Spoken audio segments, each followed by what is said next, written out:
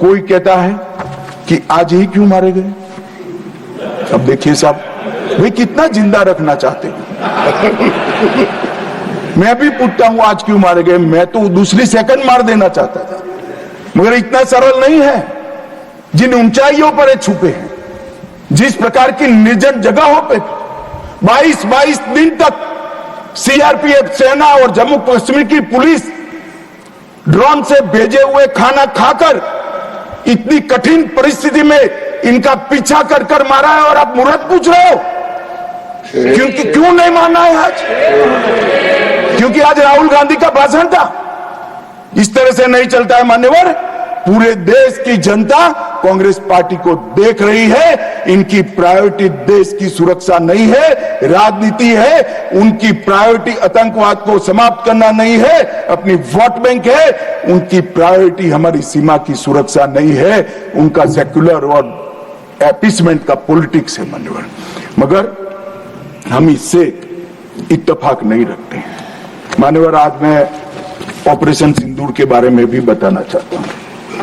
22 अप्रैल को हमला हुआ। 22 अप्रैल को ही मेरी प्रधानमंत्री जी से बात हुई। वो विदेश थे। लगभग 2-2:30 बजे के सुमार पे बात हुई। मैं शाम होने से पहले ही श्रीनगर पहुंच गया था। दूसरे दिन सुबह सुरक्षा बैठक उसी रात को कर दूसरे दिन सुबह जहां मृतदेह थे वहां जाकर उनको श्रद्धांजलि देने के लिए गया। माननीय, वो मेरे जीवन का ऐसा दिन है जो मैं कभी नहीं भूल सकता। एक 6 दिन की शादी एक बच्ची ने, जिसकी शादी को 6 दिन हुए, वो विधवा होकर हमें पूछती थी कब इसका बदला लिया जाएगा। मान्यवर, सब लोग शुद्ध थे, ना पानी पिया था, ना चाय पी थी, ना पीने की स्थिति थी। मैं मेरे जीवन में वो दृश्य नहीं भूलता। आज भी वो दृश्य आ जाता है तो नींद से खड़ा हो जाए, इस प्रकार की वेदना होती है मान्यवर। ऐसा जघन्य अपराध कभी नहीं हुआ। धर्म के नाम पर पूछकर चुन कर इनके परिजनों के सामने मरे छोटी बच्चियां, छोटे बच्चे, वृद्ध मां, उनकी पत्नियां, उनकी बहनें, इस सब के सामने मारा गया। और क्यों मारा गया? क्योंकि वो संदेश देना चाहते थे कि टेररिज्म से मुक्त हम कश्मीर को नहीं होने। मैं आज इस सदन से उनको संदेश देना चाहता हूं, जितना हो सके उतना प्रयास करना। कश्मीर आतंकवाद से मुक्त होकर रहेगा और होकर ये नरेंद्र मोदी का संकल्प।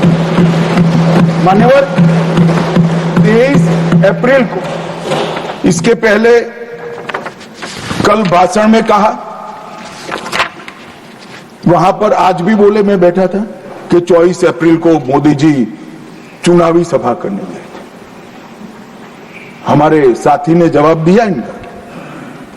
परंतु मान्यवर, मैं सदन का रिकॉर्ड क्लियर हो इसलिए मोदी जी वो सभा में क्या बोले थे वो कहना चाहता हूं। मोदी जी ने 24 अप्रैल को बिहार की जनसभा में जो कहा था वो चुनावी सभा नहीं थी। वो 140 करोड़ भारतीयों के गुस्से का प्रतिघोष था, जो इस देश के प्रधानमंत्री की जिम्मेदारी है कि देश की जनता की भावनाओं को दुनिया के सामने ढंग से रखे। मैं कोट अनकोट उनके भाषण को पढ़ता हूं। माने 22 अप्रैल को पहलगांव का यह हमला केवल निहत्थे पर्यटकों पर नहीं बल्कि पूरे भारत की आत्मा पर हुआ एक दुस्साहसपूर्ण प्रहार है। आतंकवाद के प्रति दृढ़ और कड़ा रुख, आतंकवादियों और इस हमले की साजिश रचने वालों की कल्पना से भी बढ़कर उनको बड़ी सजा दी जाएगी। आतंकियों के बीच बची खुची जितनी भी भूमि है उसको मिट्टी में मिलाने का समय आ गया। 140 करोड़ भारतीय इस बात के लिए एकजुट है कि आतंक के आकाओं की कमर तोड़ दी जाएगी। भारत हर एक आतंकवादी और उनकी समर्थकों की पहचान करेगा, उनका पता लगाएगा उनको दंडित करेगा। आतंकवाद कभी भी भारत की आत्मा को तोड़ नहीं पाएगा। न्याय सुनिश्चित करने के हर प्रयास किए जाएंगे।